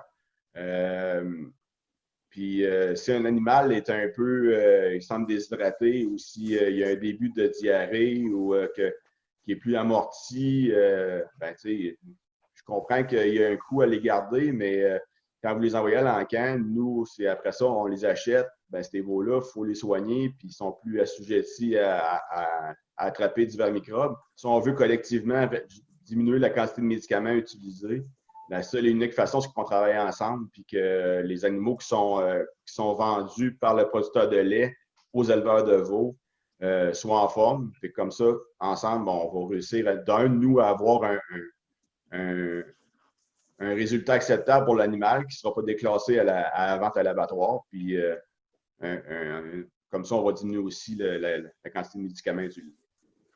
Ce qui est un plus ce qui est positif pour la production et l'image de la production. À mon avis, l'élément le plus important à retenir lors de cas d'infection en Salmonella, c'est que c'est une problématique sanitaire qui peut se prévenir et qui peut se contrôler. La clé, c'est la mise en place de bonnes pratiques de régie et de bonnes pratiques de biosécurité. Donc, si vous suivez les recommandations de votre médecin vétérinaire praticien et les différentes recommandations qui ont été transmises par l'entremise de la campagne Salmonella Dublin du programme intégré de la santé animale du Québec, vous devriez être en mesure de prévenir cette maladie et de la contrôler si jamais elle est introduite dans votre élevage. Autre élément important, c'est que c'est une maladie zoonotique et donc, on doit respecter les recommandations et les mettre en place qui concernent la protection de la sécurité alimentaire et de la santé publique. Alors, merci. Les deux producteurs qu'on a entendus semblent insister beaucoup sur l'importance du colostrum pour augmenter la résistance des veaux. Est-ce que la question, je vais l'adresser à Sébastien, peut-être, pourrais-tu nous parler des derniers développements pour ce qui est de la régie du colostrum? Puis la question précise, c'est est-ce que ce serait suffisant pour diminuer le risque de nouvelles infections dans un troupeau ou à tout le moins pour diminuer l'impact de la maladie? Donc, pour répondre à ta question, oui, le colostrum, c'est important en général. Je pense que c'est la meilleure chose, le meilleur investissement qu'on peut faire sur un jeune veau, c'est une administration d'un colostrum adéquat en bonne quantité. Il faut se rendre compte, en fait, que même dans des troupeaux où on pense que la régie du colostrum est bonne, il peut y avoir encore des bénéfices à essayer d'augmenter encore puis d'améliorer le transfert d'immunité passive. Une étude récente qu'on a terminée dans une 60aine de troupeaux autour de la clinique ambulatoire où on allait systématiquement regarder le transfert d'immunité passive au niveau troupeau, on a vu qu'on avait soit 50% des troupeaux qui avaient moins de 2 génisses sur 3 qui passaient le test de transfert d'immunité passif. Puis on a aussi fait une étude avec le MAPAC et aussi donc l'aide de Delimax où on a regardé le transfert d'immunité donc des veaux, à peu près 80 lots de veaux en engraissement. Et là, on avait un lot, donc 50% des lots qui avaient moins de 38% des veaux qui avaient un bon transfert d'immunité passif. Donc, définitivement, il y a une fenêtre pour essayer de s'améliorer. Et ça aussi, quand on parle des difficultés qu'on a après pour ce qui est du traitement, notamment antibiotique à cause des résistances, ben c'est sûr que plus on augmente le système immunitaire et la capacité du veau finalement à contrer des agresseurs externes, notamment donc les salmonelles, ben plus ça va nous aider après à avoir des animaux de meilleure qualité et en meilleure santé. Donc ça, c'est vraiment quelque chose qui est important. Puis, ce sur quoi je voudrais, les nouveautés qu'on a au niveau du transfert d'immunité passive, c'est que les seuils qu'on a utilisés traditionnellement dans l'industrie laitière, c'était 10 grammes par litre d'anticorps. Et nous, c'est la mesure en tant que vétérinaire qu'on va regarder chez les veaux dans la première semaine de vie pour dire oui, il y a un bon transfert d'immunité passive. Ça, c'est des seuils qui étaient valides, qui ont été développés dans les années 90. On s'est aperçu que ces seuils-là, ils protégeaient par rapport à la mortalité, mais par rapport au fait d'être malade, il faut augmenter ces seuils-là. Et donc, les recommandations présentement aux États-Unis, c'est d'avoir des veaux qui ont 20 ou 25 grammes et plus d'anticorps par litre. C'est-à-dire que des 10 grammes, on passe à 20 ou 25, c'est-à-dire quasiment le double. Donc, ça veut dire que même si dans un troupeau laitier, on a une régie du colostrum qui semble adéquate au vu des normes anciennes, ben, on peut toujours aller avoir un gain supplémentaire à essayer d'encore optimiser ce transfert d'immunité passif-là. Donc ça, je pense que c'est vraiment quelque chose qui coûte pas cher que le fait de donner le colostrum puis d'avoir une bonne régie de la période donc tarissement-transition. Mais c'est vraiment quelque chose qui est fondamental. Excellent. Alors, les veaux qui entrent dans les fermes d'élevage de veaux lourds n'ont pas tous la même résistance aux maladies, ça va de soi. Selon le producteur que nous avons entendu aussi. La régie du colostrum, ce n'est plus une option pour ces élevages-là. Quelles sont les stratégies qui peuvent être appliquées, Frédéric, pour contrer un peu le problème que la salmonellose constitue dans ces élevages-là? Moi, j'en ai parlé un petit peu tantôt. Rendu en élevage de veaux, là, on se retrouve extrêmement menotté sur les moyens qu'on a, spécialement par rapport à Typhimurium qui arrive trop tôt en élevage. Alors pour moi, je réitère exactement les commentaires des autres panélistes avant moi, puis vidéos. La régie du colostrum est primordiale si je veux être capable d'avoir des animaux qui sont capables de se défendre un peu. Vous savez, le jeune veau qui vient au monde, là, non seulement il n'a pas encore bâti sa propre immunité, puis là, ben, si tu ne lui donnes pas son colostrum, il n'a même pas l'immunité de sa mère pour l'aider à faire ses premiers jours, premières semaines de vie. Ça m'amène l'autre point, puis l'autre observation que j'ai notée, moi, par expérience, Typhimurium, des crises de Typhimurium, je n'ai jamais ça sur des veaux passés 18-21 jours. Pour moi, ça parle énormément, ça. Vieillir un petit peu l'âge des veaux à l'entrée en élevage de veaux va vraiment faire en sorte que ces jeunes animaux-là vont commencer à avoir bâti leur immunité active eux-mêmes, puis vont être bien plus capables de se défendre contre les agresseurs, comme des opportunistes comme Salmonella typhimurium. Fait que moi, colostrum, oui. Je les vois un petit peu plus vieux, je pense que ça m'aiderait énormément pour gérer Typhimurium.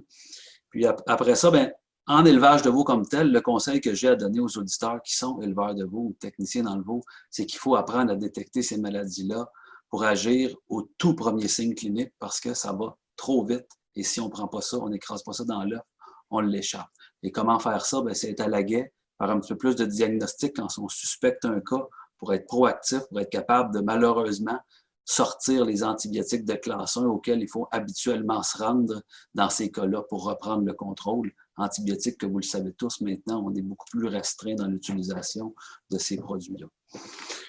Et pour le reste, autre commentaire comme ça, évidemment, si je me mets dans la peau d'une ferme laitière, si moi je sais que j'ai une instabilité sanitaire de Typhimurium ou de Dublin dans ma ferme, s'il vous plaît, pensez à vos confrères éleveurs de veaux. Envoyez pas ces veaux-là à l'encan dans les voies traditionnelles de mise en marché.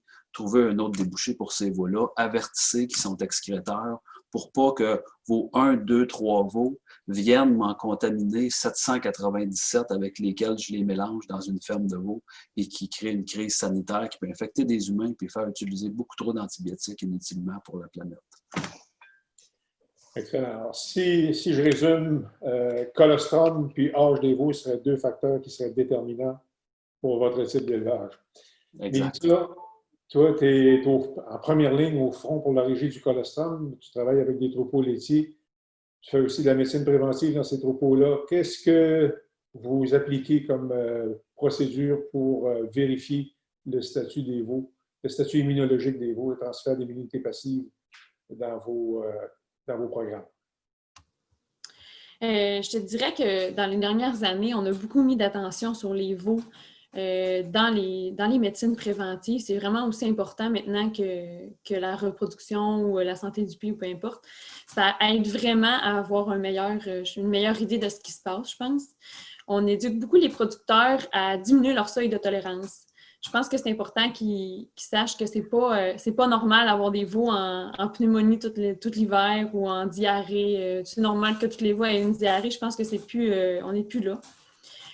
On fait beaucoup de surveillance via le transfert d'immunité passive. Moi, c'est quelque chose que je fais très régulièrement.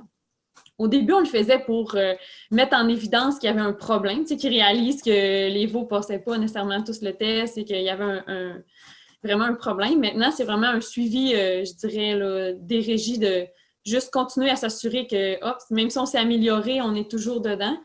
Au départ, même, on parlait juste des femelles. Maintenant, c'est les veaux. Moi, je ne fais plus de différence mâle ou femelle. C'est est-ce que le veau a eu son colostrum de la bonne manière? Fait que tous les veaux embarquent dans les statistiques, ce qui est beaucoup plus précis pour l'élevage. Puis aussi, ça aide, c'est sûr, quand ils envoient des veaux, ils ont fait le même soin que les femelles. Ça aide à diminuer les pressions d'infection aussi dans les veaux. Je te dirais aussi que le bien-être animal, c'est un peu à la mode. On parle beaucoup de bien-être animal, on s'attaque beaucoup à la ventilation, à la façon dont les veaux sont placés, la surpopulation, mais tout ça, ça aide aussi à diminuer la pression d'infection puis à augmenter leur résistance aux maladies quand ils sont dans des environnements, dans les meilleurs environnements.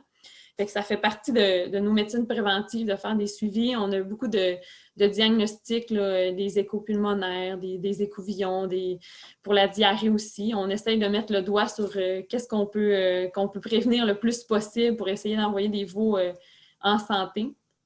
Je dirais que l'avantage de faire des médecines préventives comme ça aussi, c'est, on accumule des données parce qu'on voit les veaux régulièrement, on parle avec les producteurs, puis on intervient plus rapidement aussi parce que si on attend que les producteurs nous disent qu'ils ont un problème pour intervenir, des fois, il est rendu tard, mais quand on en parle à toutes les 2 semaines, puis qu'on va voir les veaux, puis on voit bien, ça fait qu'on peut intervenir un peu plus tôt. Qu'est-ce que vous avez comme objectif? Je comprends que vous prélevez des veaux pour mesurer les niveaux de protéines totales ou pour faire le Brix sur le sérum. Est-ce que je comprends ça? Si oui, qu'est-ce que vous avez comme objectif, par exemple, en termes de pourcentage de veaux échantillonnés qui vont atteindre un certain niveau? Je te dirais que avant les nouvelles informations qu'on a reçues récemment, on voulait 80% des veaux qui étaient au-delà de 55. Maintenant, je pense qu'on vise plus 60 si j'ai bien lu les informations. Donc, ça va être encore d'augmenter un petit peu notre seuil. Fait que c'est pas mal ça qu'on visait. Puis, en vous intéressant, finalement, tu peux témoigner que vous avez vu une amélioration dans les troupeaux où cette régie-là a été appliquée? Définitivement. je pense que c'est un peu un défi aussi. Quand ils savent qu'on va prendre les veaux puis on va les prélever, ils veulent avoir comme des bons résultats. Fait qu'ils disent « Ah ouais, celle-là, je pense que j'ai raté mon coup. » Ouais, il est né cette nuit, il n'a pas eu son colostrum assez vite. Ils savent qu'on va les tester puis qu'ils ne passeront pas le test. Des fois, ils ont des petites raisons, mais de le faire régulièrement, ça reste que tu as le goût de performer. Fait que tu te forces un peu plus, je pense. C'est bon, ça. Alors, écoutez, on est rendu au mot de la fin. On a été précis sur notre horaire. On a respecté nos... Oh, avant de passer au mot de la fin, c'est vrai, on a une période de questions. Puis je vois, Louis, qu'on a eu quelques questions. Peut-être nous partager ça? Oui, on a eu des questions pour cette section-ci. Ensuite, il y aura le vidéo là, pour le dernier bloc. Donc, il y a une question qui revient, entre autres, là, sur les tests. Là. Quel est le test que vous préconisez là, pour établir le niveau de transfert au niveau voilà, au niveau des veaux? Mélissa ou Sébastien, peut-être?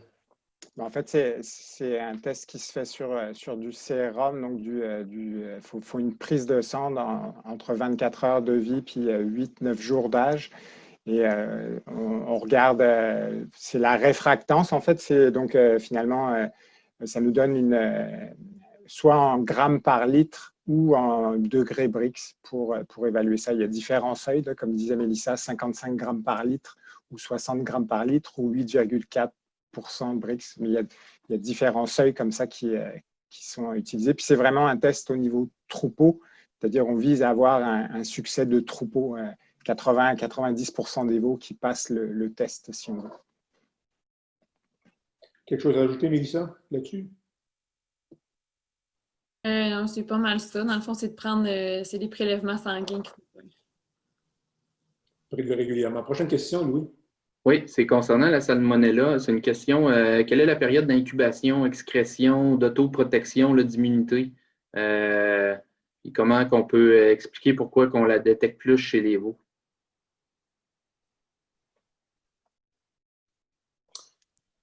Sébastien, je pense que c'est la tienne, ça. Ouais, ça, je dirais que c'est très variable. En fait, il y a toujours, ça dépend toujours de niveau de protection de l'animal, niveau de stress aussi, puis la charge qui est infectante. Fait que ça peut prendre plusieurs, je dirais dans le minimum quelques jours entre le moment où l'animal s'infecte et va développer des signes. Mais je suis pas sûr qu'on ait des délais aussi précis. Pourquoi les veaux? Parce que c'est souvent les veaux, surtout si on prend les veaux qui viennent d'être sevrés ou qui viennent de subir un transport qui arrive en unité de veau lourd, mais c'est sûr que le stress de ces veaux-là, il est évident.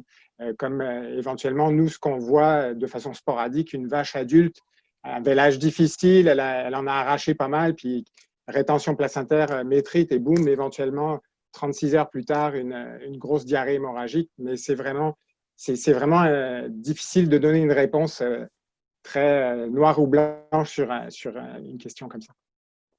En effet, j'ajouterais que des animaux adultes, de façon générale, ça subit beaucoup moins de stress que les animaux très jeunes qui sont en train de développer leur système immunitaire et qui ont tout le temps des challenges.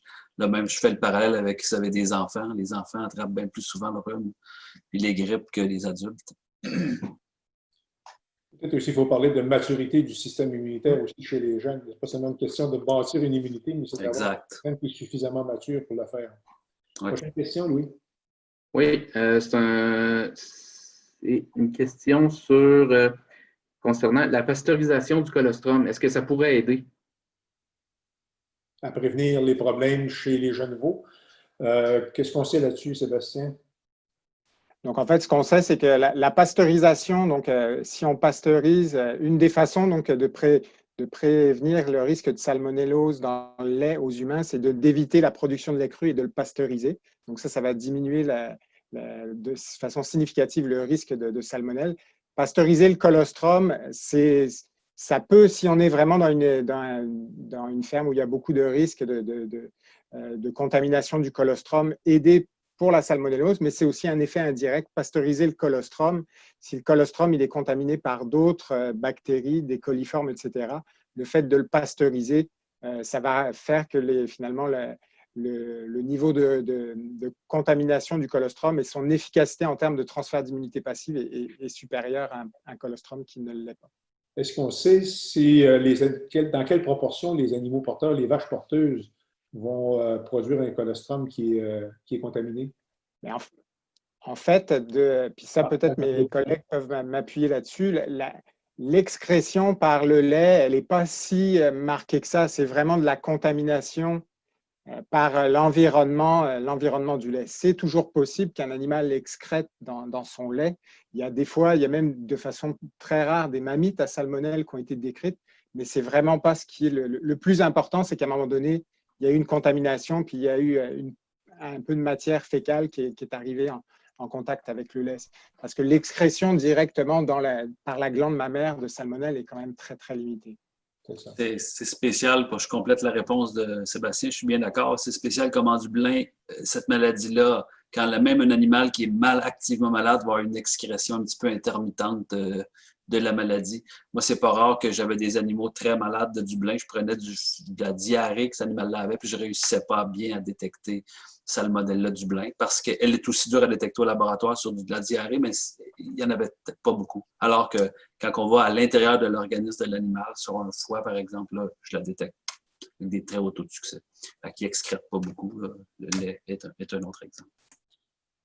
Je vois que Simon Dufour, on demandera à Simon tantôt de s'exprimer sur cette question-là. Il a envoyé un commentaire là-dessus.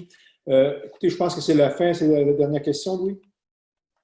Oui, ben, il y a d'autres questions, mais je pense qu'ils vont bien, ils vont bien donner là, dans le dernier bloc. Parfait. Alors, mot de la fin, si les autres salmonella, comme Diffimurium, ont toujours été présents, si on résume, ils vont continuer de l'être. La présence de Salmonella Dublin, c'est une réalité qui est plus récente, avec laquelle l'industrie doit maintenant vivre. Dans les deux cas, ce qu'on a vu jusqu'à maintenant, c'est que les mesures de régie de la santé des troupeaux, celles sur la biosécurité, permettant d'augmenter la résistance des plus jeunes en particulier, jouent un rôle qui est important. Mais le comportement de Salmonella Dublin lui permettant de se maintenir dans les troupeaux par le biais des porteurs asymptomatiques, puis probablement aussi de l'environnement, pose un problème particulier à l'industrie. Alors, comment reconnaître ces animaux asymptomatiques et les troupeaux qui les hébergent? Comment s'assurer que le système de mise en marché ne facilite pas la propagation de l'infection? Voilà des défis qui intéressent la recherche à l'heure actuelle. Le docteur Simon Dufour va nous parler de ses travaux de recherche dans la capsule qui s'ouvre à l'instant. Je comprends qu'il va participer aussi en tant que panéliste pendant ce bloc-là. Alors, allons-y pour la vidéo.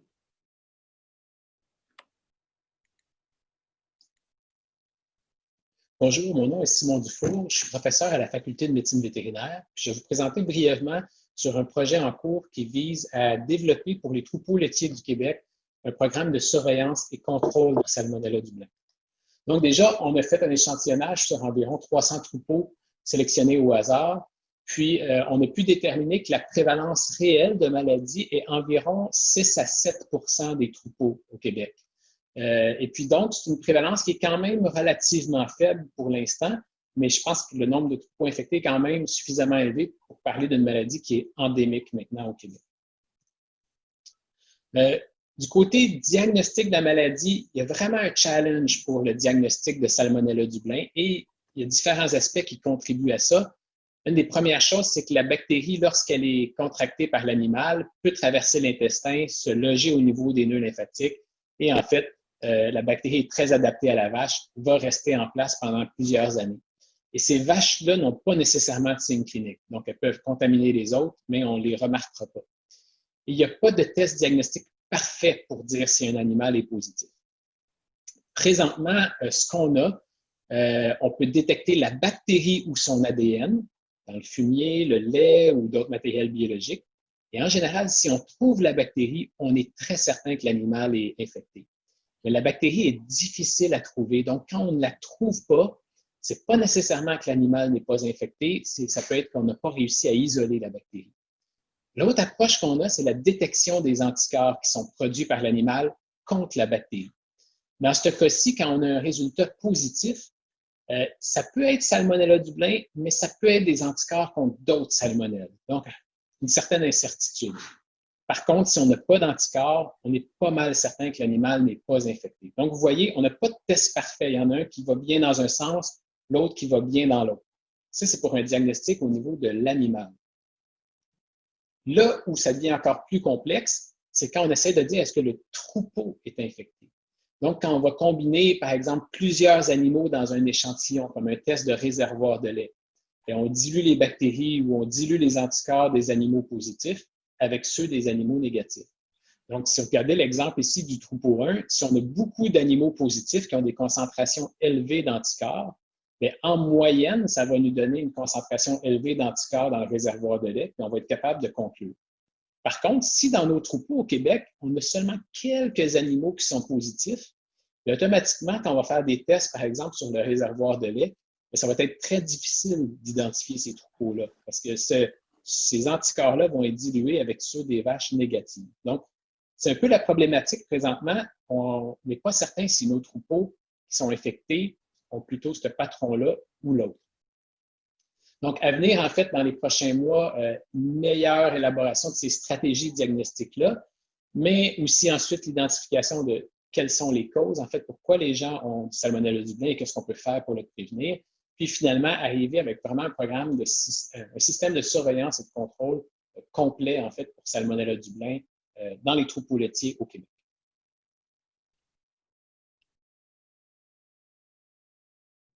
OK. Alors, merci, Simon. Je pense que, Louis, tu me confirmes, Simon va embarquer comme panéliste avec le groupe. Il est avec vous. Bon. Bonjour, Simon. Écoutez, il risque d'y avoir une répétition, mais je demande aux trois panélistes, puis je vous autorise à une seule suggestion, quelle serait la mesure qui vous apparaîtrait la plus bénéfique pour régler ou pour améliorer la situation de Salmonella Dublin dans vos élevages? Puis après ça, on passera à la période de questions avec la contribution de Simon. Simon va avoir un commentaire à faire sur la pasteurisation du colostrum. Alors, votre premier choix dans tout ce qui concerne la biosécurité, les mesures qui pourraient aider à diminuer l'importance du problème, Sébastien? Je dirais qu'au niveau, c'est d'avoir un protocole, donc mettre en place un protocole de biosécurité, tant à l'interne qu'aussi par rapport à ce qui peut rentrer sur la ferme. C'est des mesures qui sont vraiment importantes. Puis, je veux dire, c'est le nouveau programme du PISAC qui axe justement sur la biosécurité. C'est une occasion peut-être intéressante de revoir ces pratiques-là au niveau des fermes laitières pour aider à contrôler cette maladie. Pour enchaîner là-dessus, avant Frédéric, Dr. Luc Bergeron du MAPAC m'informe que la campagne Dublin du PISAC est toujours en cours. Il va y avoir une lettre de rappel qui va être envoyée prochainement, dans les prochaines semaines ou prochains jours, aux producteurs qui n'ont pas encore utilisé ce volet-là du programme pour leur rappeler que c'est disponible et puis contacter votre médecin vétérinaire pour ceux qui s'intéressent. Frédéric, qu'est-ce qui serait, tu vas te répéter, mais répète-le, c'est une occasion de le faire. Qu'est-ce qui serait ta mesure la plus importante? Spécifiquement pour Dublin, je t'avoue que dans le meilleur des mondes, j'aurais une identification claire des troupeaux laitiers porteurs positifs que je ségrégerais puis je n'irais pas mélanger avec mes autres animaux. On est loin de là, mais s'il faut rêver un peu, ça serait ça mon grand rêve. Puis au niveau de la ferme de veaux, la seule mesure, je suis menotté, la seule mesure que je peux faire, c'est d'appliquer des bons protocoles de régie, des vaccinations préventives contre Dublin puis contre les autres maladies. Mais évidemment, une meilleure qualité de veau à l'arrivée, puis des veaux qui ne seraient pas issus de troupeaux porteurs de Dublin, ça serait le comble pour moi. Pour enchaîner là-dessus, justement, il y a pour le moment une réflexion qui est en cours à la Fédération et puis dont l'objectif, finalement, c'est de voir comment on pourrait s'y prendre pour sécuriser les circuits de commercialisation de façon à diminuer le risque, peut-être même à empêcher la possibilité que des veaux qui proviennent de troupeaux à risque puissent risquer de contaminer finalement les encamps, les points de rassemblement ou les élevages. Alors, puis, bémol, à moins qu'il y ait d'autres stratégies, puis on en reparle peut-être plus tard, est-ce qu'il y a des vaccinations possibles ou des immunisations des troupeaux laitiers pour prévenir? Je vous laisserai le soin d'en discuter plus tard ou pas. Excellent. Mélissa, c'est à ton tour de rêver. Qu'est-ce que tu sais à quoi tu rêves? Bien, c'est sûr que j'ai un peu la même réponse que Sébastien. Biosécurité, biosécurité, biosécurité. Si c'était possible, le plus possible, d'avoir des troupeaux fermés, c'est ça qui empêche le plus possible de rentrer le Salmonella Dublin dans les troupeaux laitiers. Mais comme ce n'est pas la réalité de tout le monde, c'est sûr qu'avec les mesures prises avec votre vétérinaire dans les programmes PISAC de biosécurité, c'est ça qui aide le plus. Quand on les respecte, on a vraiment moins de chances d'avoir du Salmonella dans ton troupeau. C'est le fait que les troupeaux qui ont été affectés par Salmonella, souvent, ont acheté la maladie et ont payé pour. Peut-être que ce serait important que la commercialisation, que les systèmes de commercialisation permettent de diminuer ce risque-là.